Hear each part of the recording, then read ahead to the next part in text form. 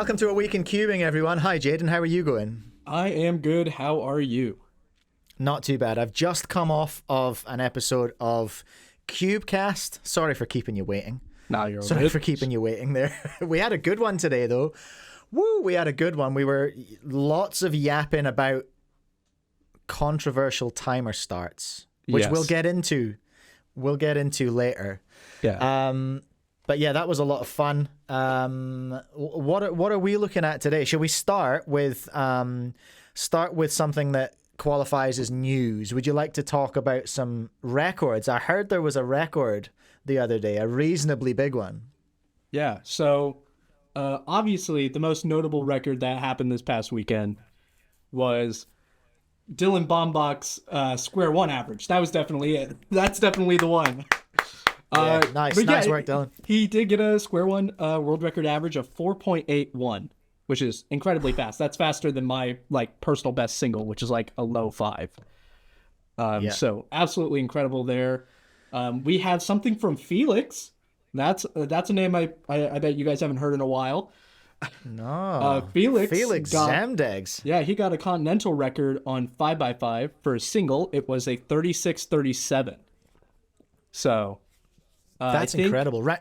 I think he said in a post on his story, I think it was like the last time he had like an in-competition PB was, or PR, one of the two, was like 2018 or something.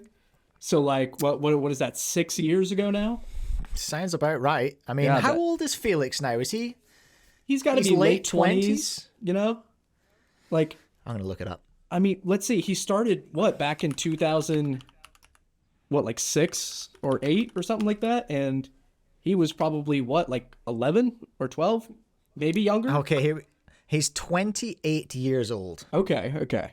29 in December, so that means I've only got 11 years until he joins the senior rankings. So I've got a decent run for the next 11 years, and then I'm cooked. Yeah, you gotta get practicing. Yeah. He's the same age as Mats Volk.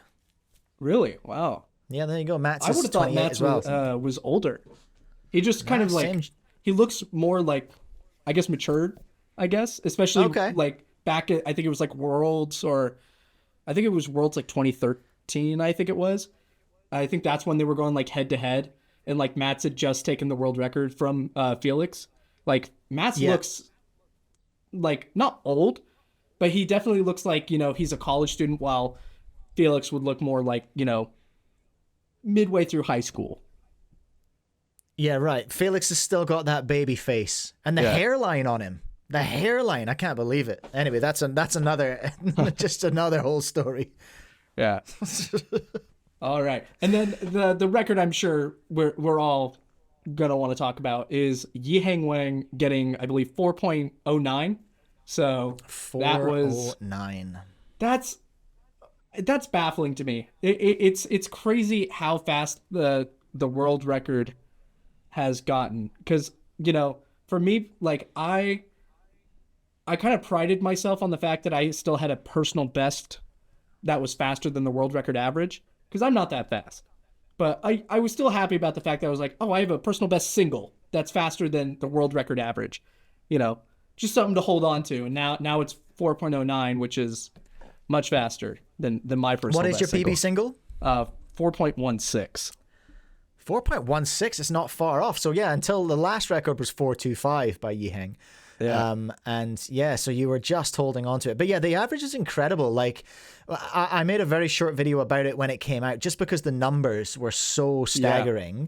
So I've got it in front of me here. So he counted a 3.8, then he put down a 5.1, counted a 4.5, lost a 3.7, and counted a 3.8. So yeah, I think I made the point in the video, he's the only cuber in the world going to bed that night thinking, oh man, I can't believe I counted a 4.5. Right. Yeah.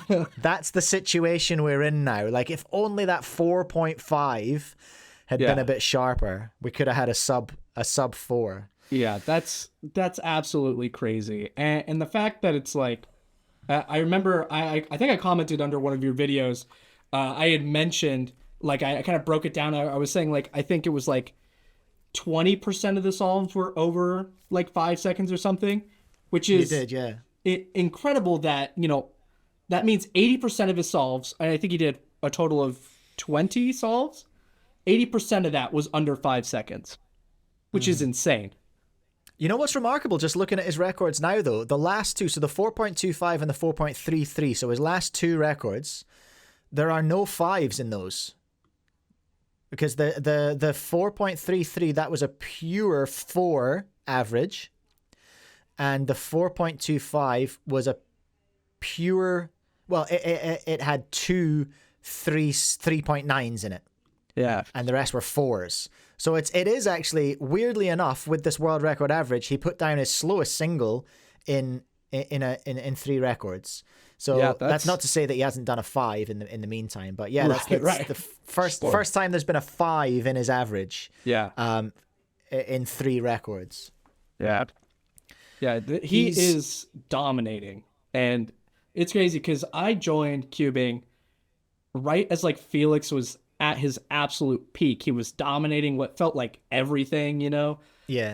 And so then, obviously from there we started getting Max Park, who was kind of starting to, he was like the next Felix Zemdegs, where he started getting these records and he was kind of dominating everything for a little bit. And now we have Yiheng Wang, who is significantly younger than both of them when they first, started getting their records. And now Yiheng is absolutely dominating 3x3. Thankfully, he hasn't spread into the other events yet, so Max and others can, hold on to their records a little bit longer. But as soon as Yiheng's hands are big enough to hold a 5x5, a 6x6, I'm sure he'll have those records in no time. Yeah, that is going to be terrifying. And it's an interesting, like, there's a change. So again, I think I maybe started around the same time as you, or like around the same generational time as you. So it was like sort of 2016, 17 when Felix was dominating. And yeah, Max came in as the younger person. And we looked at cubers back then. We looked at their life cycle and we're just like, okay, well, they peak at around, I don't know, what was it? When it's hard to say when Felix peaked because he was peaking for so long. But we were like, okay, they peak at like maybe 15, 16. Is that too old? Maybe they peak at 14, 15. But then now looking at the Chinese cubers coming through, it's like, well, they're peaking before they hit double figures. Right. You know, it's going to be really interesting seeing how Yiheng goes, where his peak is. Right. I think if I had to put money on it, I'm looking at him now, I'm like, is he going to peak before he hits high school? Is he like, when does Yiheng wash out? Do you know what I mean? That sounds a bit of it sounds like I'm being a little bit harsh maybe, but I'm just kind of looking at, well, what does his lifetime in cubing look like now? Right. Given that he's so fast at age 10. Yeah, where does he go from here? Like, I think, like, if he maintains this level of dominance, which I'm sure he will, and there's no other up-and-comer as Yiheng reaches, 14, 15 years old, I'm sure he'll, like, hold on to it. But I wonder if we're going to get to a point where, there's going to be more variation in who's in, like, the top, like, 5 or top 10 in each event. Like, are certain people going to be like Yiheng, will he stick with just like 3x3 and only do that? And then when it comes to like 4x4 and 5x5, sure, he'll be good, but he won't be in like the top 10. And will we see that with like the other events? Like, will 5x5 just be like Max, Timon, and someone else? And then 6x6, instead of having Max there, it could be like some other top 5 cubers. Will people start to become more like, will they choose a main event and stick with that to try and preserve their dominance and their ranking? If that makes any sense. No, it does, because I think in the West there are, and I say in the West because I just don't know enough about Chinese cubing, honestly. But it's like in the West you have people who are just like, I'm killing it at being an all-rounder. Being an all-rounder is what I want to be. And they're focused on the sum of ranks.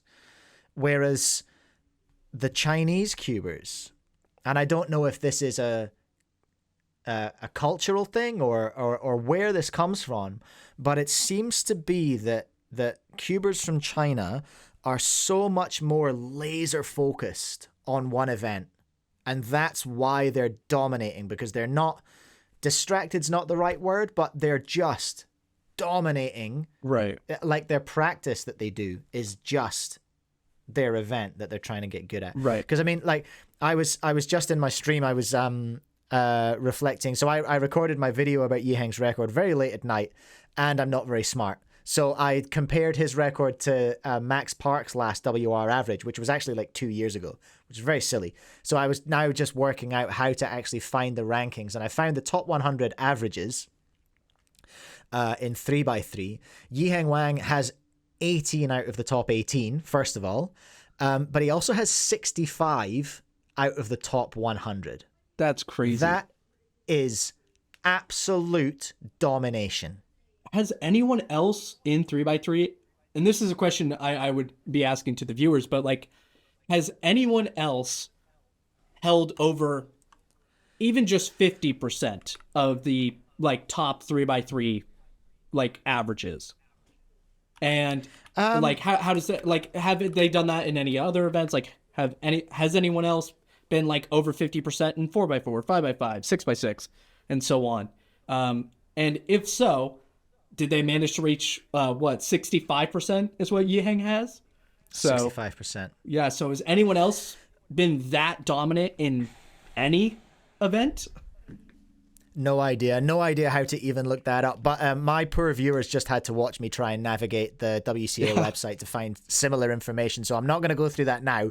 But I think that's a great question in the comments. People much smarter than us can go and maybe see if they can dig up that info. Because there must be a way to get that information so that we can compare. But I can't believe that I mean, the only person I can believe might have had something like 65% of the top 100 would be Felix, but I don't think he would have had that many, because he had, he had what was the person you named earlier of brain farted? Matt's Volk. He had Volk. He had Ponce. He had all these guys nipping at him constantly. Who's nipping at the heels of Yiheng Wang? Right. Yeah. It's Timon Kolejinski, arguably. But then if you look down the rankings, you've got Timon at 19, Yiheng again at 20 and 21. Well, he's joint at 20. Then we have an interesting name, don't we? We have Zhuanyi Gang. Yeah. Okay. And he is potentially, I feel like he's younger than Yiheng. So he's got 6 in the top 100, but 2 of them are in the top 20 odd. 2 are between 20 and 30. Right. So he's coming in pretty hot as well. He's got 1, 2, 3, 4 under 5 and 2 5 flat. Yeah. And I wonder. So he hasn't. Like, isn't that insane? He has, he's coming. Yeah, it'll be a really interesting world championship, and it'll be the first world championship that I'm going to as well. So I have high hopes and big expectations. So whoever's in charge of organizing that event, please make it awesome. I guess I am so hopeful that there's going to be a banging stream outcome, like a really good stream outcome from that event. I know that Matthew at Happy Feet is going to put in a bid for that. I would love to see. I think I spoke to him very briefly, and even he said like we'd need some gear. We'd need to step up for that. Because, well, I mean, if you look at the last world championship, it seemed like they had a couple of like kind of high quality cameras that were actual, like stuff you would see like on not necessarily like a movie production, but like something in a newsroom where you can actually like turn the camera, zoom in, something you would see at like a baseball game or something, which, and well, Matthew has those connections. Right. That's kind of where his streaming has come from, the action replays and all that kind of stuff. so anyone who's seen my streams or anyone who's seen my videos knows I like to get overexcited about the idea of like putting cubing in front of more mainstream audiences and making it more accessible. The World Champs is a really, really big opportunity to do that because we have such a tight competition at the top of 3x3 this time. It's in San Francisco, right? Seattle, up in Washington. Oh, Seattle. I beg your pardon. That's not even slightly the same. I would love for it to be in San Francisco. That's a lot closer to me. Okay, so it's in Seattle. And why did I bring that up? I can't remember. Anyway, I'm excited. I'm jealous that you're going to be there in person. That sounds really fun. Hey, you got just under a year. You just got a budget for it. It's more about getting the permissions from people at home to go to that one. But as much as I would love to, I think it's unlikely that I will be there, which is why I'm like frothing about the stream. Yeah. Like, give me that content. Give me that content. But yeah, that's going to be really exciting. So listen, Jaden, it's 2024. We can't talk about young Yiheng without talking about sliding. Yeah. There's a lot of conversation going on at the moment around this topic, around the idea of sliding. So for anyone who is not familiar with what we're talking about, Yiheng Wang put down a 0.78 world record 2x2 average, correct? I believe, yes. Yeah, 0.78, I believe, yes. These are the kind of details that I get wrong, so there's a very good chance I'll have to correct that, or someone will correct me. So insanely fast. I'll put it that way. Very, very fast. World record, number one. So, and the suggestion was that he was, instead of going boop and taking his hand off the timer, he was kind of going ooh, touching the cube and then taking his hand off the timer. Right. Almost imperceptible to the naked eye. It's causing a bit of tension, I suppose, a bit of frustration among the community. At the moment, at the time of recording, it still stands, and it has been standing for 3 months since it happened. Right. And then, do you want to tell us what's happened recently that has kind of brought this back into the conversation again? Not that it ever went away, but something's really brought it back into the front. It definitely died down for a bit, but recently, this last weekend, I believe, a cuber, very well known, had what seems to me has been some sort of protest, as like you kind of mentioned as well on your stream, but it seems to be some sort of kind of like, hey, like proof of concept, essentially being like, I'm going to do this thing and hopefully it triggers an actual response from the WCA on whether or not sliding will be allowed. And what happened, pretty much to sum it up and keep it short and simple, is there is video of him, what appears to be sliding, and, you know, whether it's intentional or not, I'm not 100% on, but I'm kind of under the impression that it was more of a, like, I'm going to do this thing and force a final decision out of the WCA, which that's kind of what I'm getting from it. Same. So, in regards to whether it was intentional or not, it's a little bit confused because he made a video, which he called Road to World Record, and he did a 0.69 average, which, and from the angle, it's so obvious that he was sliding in it. And he also, in the description of that video, says in huge capital letters in the first line, "Do not slide in competition. It is currently illegal. The video and description are meant to be a joke." Right. And I think it was also like a proof of concept, being like, if we allow sliding, this is like how much faster the world record could be at this point, you know? Yeah. So I think, you know, it's very much a, like, don't do this, and here's kind of like a reason why, you know, a good example. Yes. So yeah, just to finish that point though, he made the video. He said, "This is a joke. Don't do it." Then later in a comment on a Facebook post in Cubix Friends, he said, "I'm not going to do it in a competition." And then he did it in a competition. So it's like, oh, wait, okay. Right. Was it intentional or not is in question based on that evidence, which is all that I have. Right. But I feel like, to me, just like you've said it feels like it was kind of a protest to just be like, what are we doing here?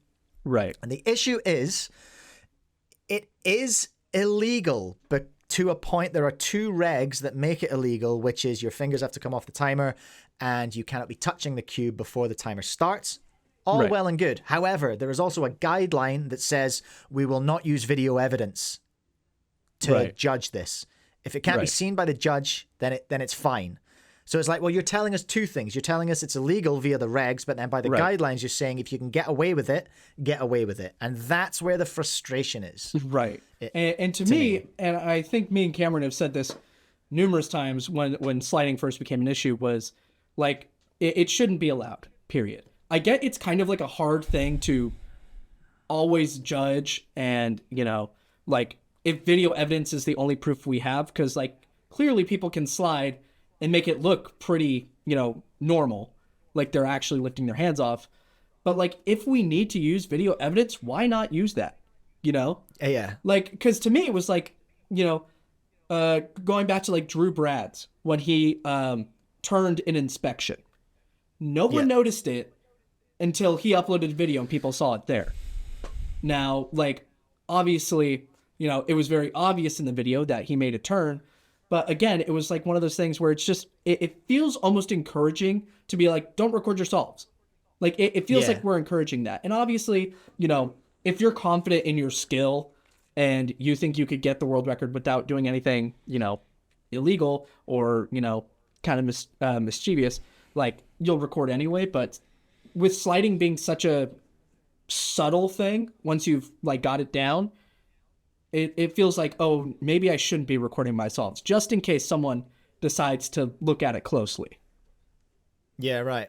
We talked about this a lot on my stream today, and we asked some questions. You know, I asked the question, would you stop filming if the WCA started frame counting, started using video evidence?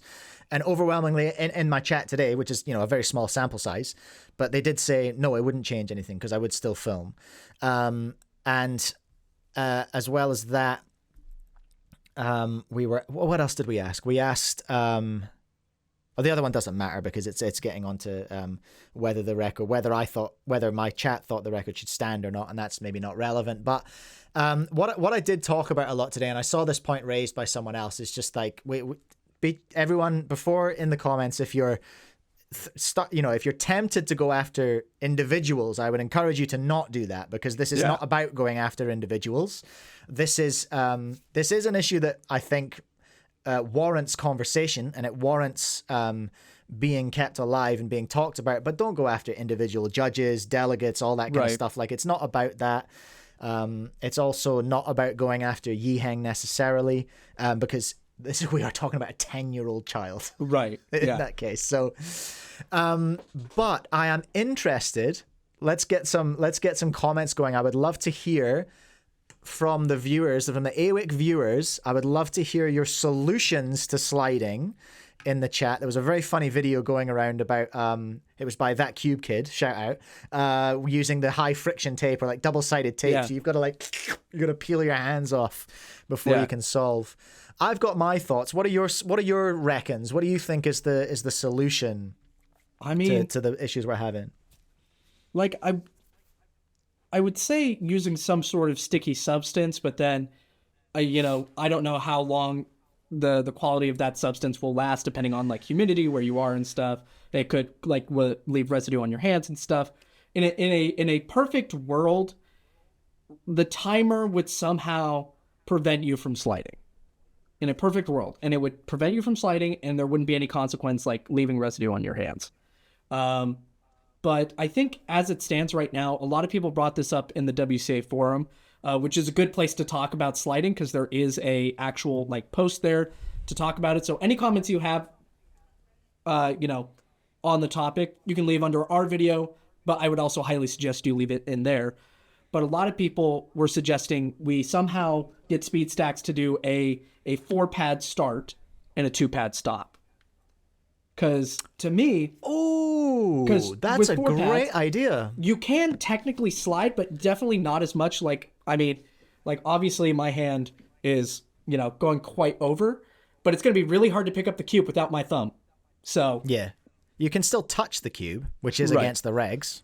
But I mean, that's like the next step is somehow getting SpeedStacks to do like 4-pad start, 2-pad stop. Because if I have to stop with 4 pads, sure, it's not going to make that much of a difference. But if I'm doing a really fast solve, like my thought is not touch all the pads. It's put my hands down as fast as possible. Yeah. So I'm a little worried about my thumbs maybe missing those pads, especially since they're not that big. So yeah, that's what most people that I've seen, that I've like talked to, have suggested is 4-pad start, 2-pad stop. Interesting. Okay. I've not heard that one before because I haven't been on that forum. I probably should go there. But I guess my concern about that one would be if you're changing the method of timing and you're enforcing the use of a certain timer, there's big cost implications to that which go against the guide, the mission statement. And then you risk a speed stack situation where you have to archive records because there are new rules now that are so big. Like, I don't know. I don't know whether those are valid or not. There may be valid reasons for them to not exist. I think my take on it, where I'm at today, what's the date? In New Zealand, it's the 26th of September. So this is a time-stamped opinion, which may change once I learn more. Yeah. I reckon, what did I say today? I said, I don't think they need to change the regs. I don't think they need to change the timers.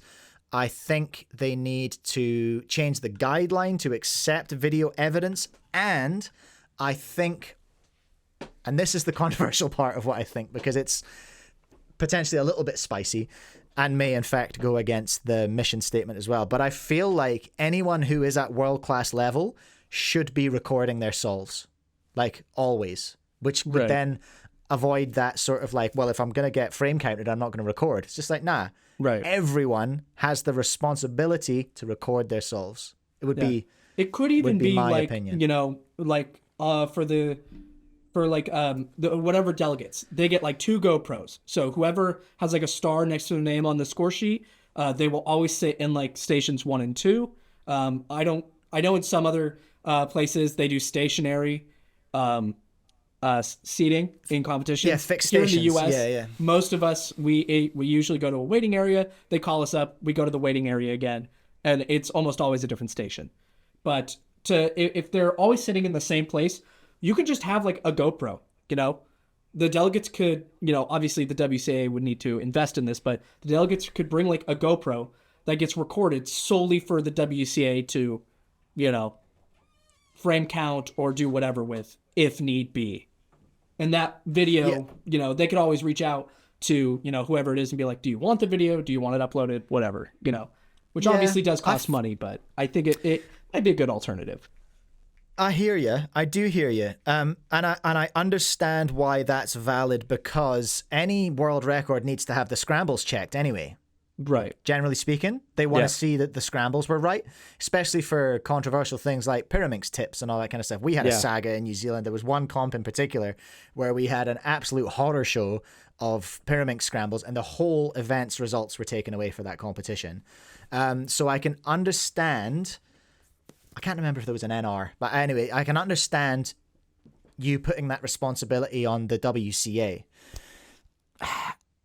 I don't know if the WCA can accept that kind of cost, though. Because GoPros ain't cheap. That would be the main concern, is how would they be able to budget that? Because I think it's a good idea, and I think it's easily like enforceable.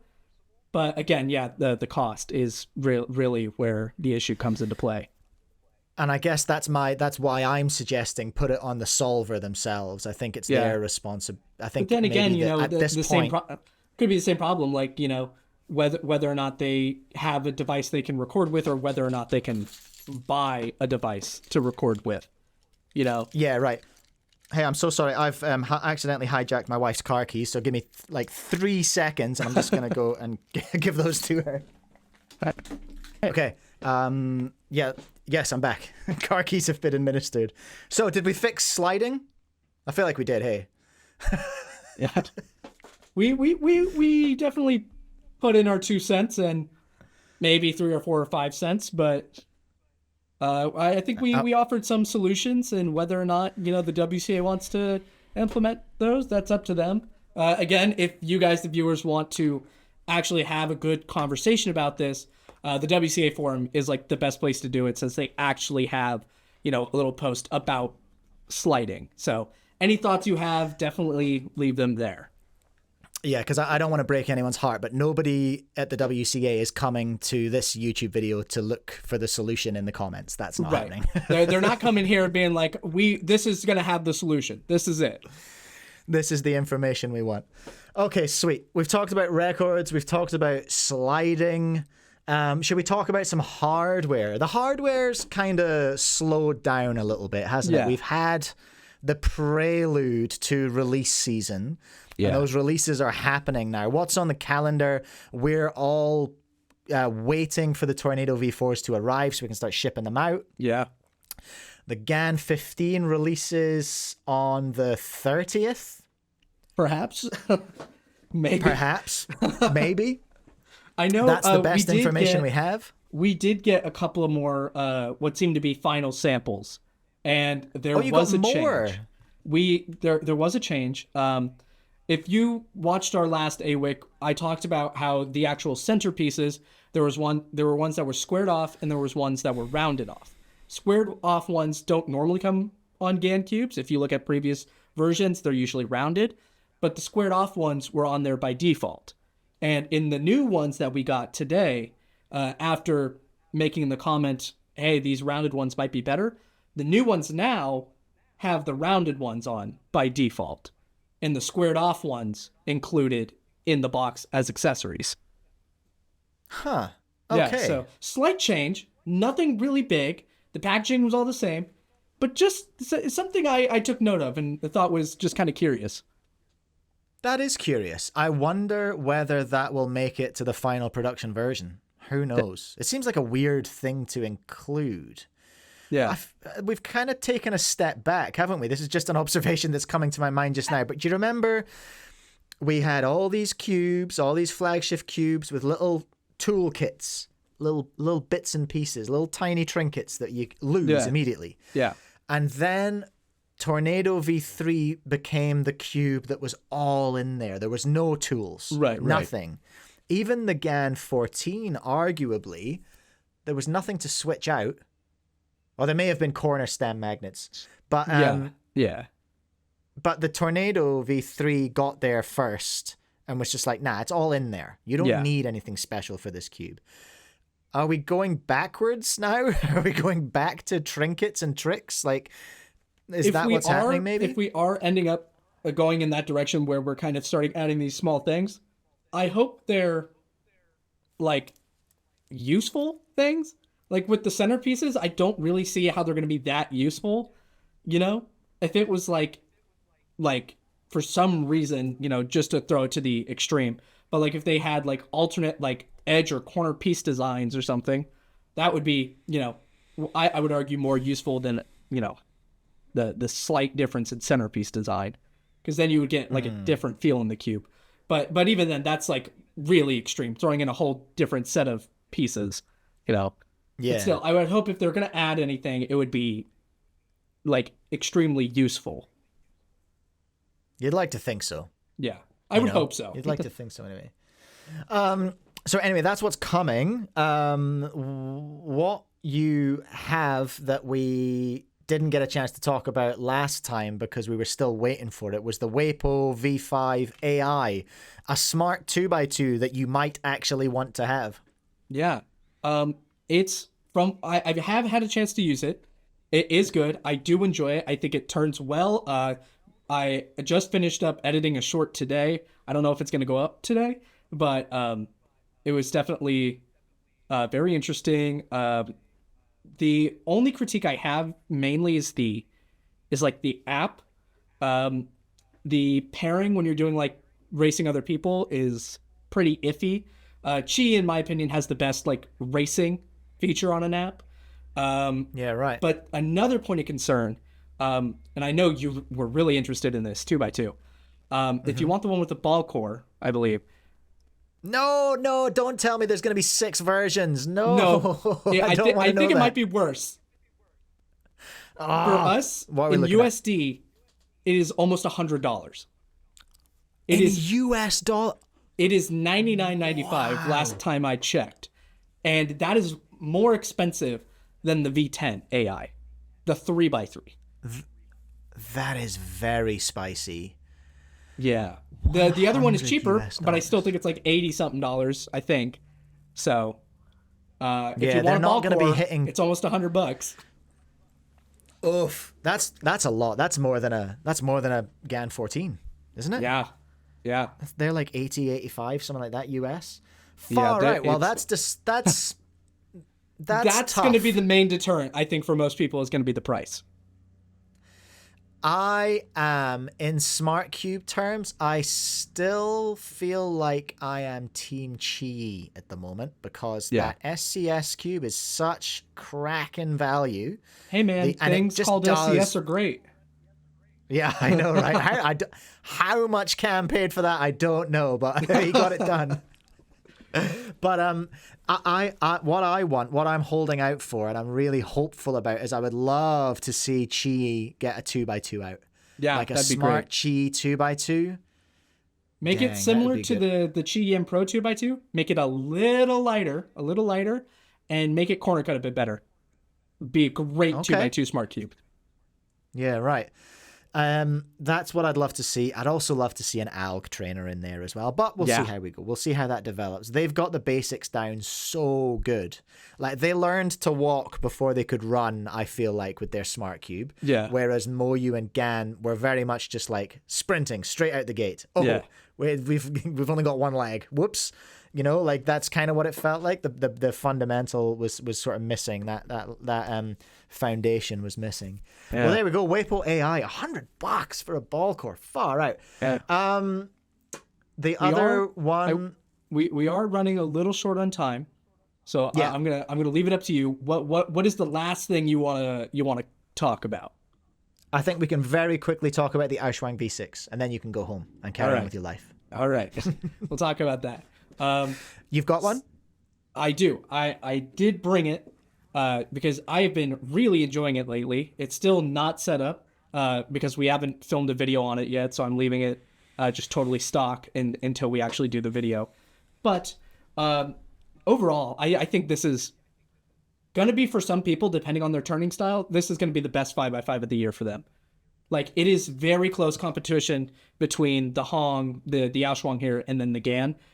Each of those have pretty unique feels. So, like, I feel like we're going to be very divided, or the people will, on which cube they think is going to be the best. A lot of people who like that GAN feel, they're going to say 100% this is the best cube. People who like the Hong feel, they're going to be like, this is the best one. People who's turning, this cube fits the AoChuang, they're going to say this is the best, In my opinion, I think it combines the best of the Hong and the GAN, I think it's a good, in between, which is why I enjoy it, because I'm not, I kind of like the Hong for some reasons, like the GAN for other reasons, and this one just kind of covers both bases, so I'll probably end up using this as a main. I think it's also slightly smaller than the Hong, so people who like smaller cubes might be a good option. And it does have a ball core in it, so it's definitely going to be a cool end of the year Chi Moyu GAN battle. Yeah, because they all have the same features, essentially. Yeah, UV coating and a ball core and incredible performance. Yeah. No, that's going to be a really interesting fight. I look forward to seeing how that pans out. Yeah. Okay, should we wrap it up then? Yeah, let's go ahead and wrap it up. Yeah. Let's do it. Cool. Thank you so much for watching, everyone. I've done that thing where I'm wrapping up your video again, but hey, that's what it is. Yeah. Thanks for watching another week in cubing. Whether it's me and Jaden or me and Cam or Cam and Jaden, two of us will catch you next time. So until then, have fun, solve cubes, everyone. All right. Take care.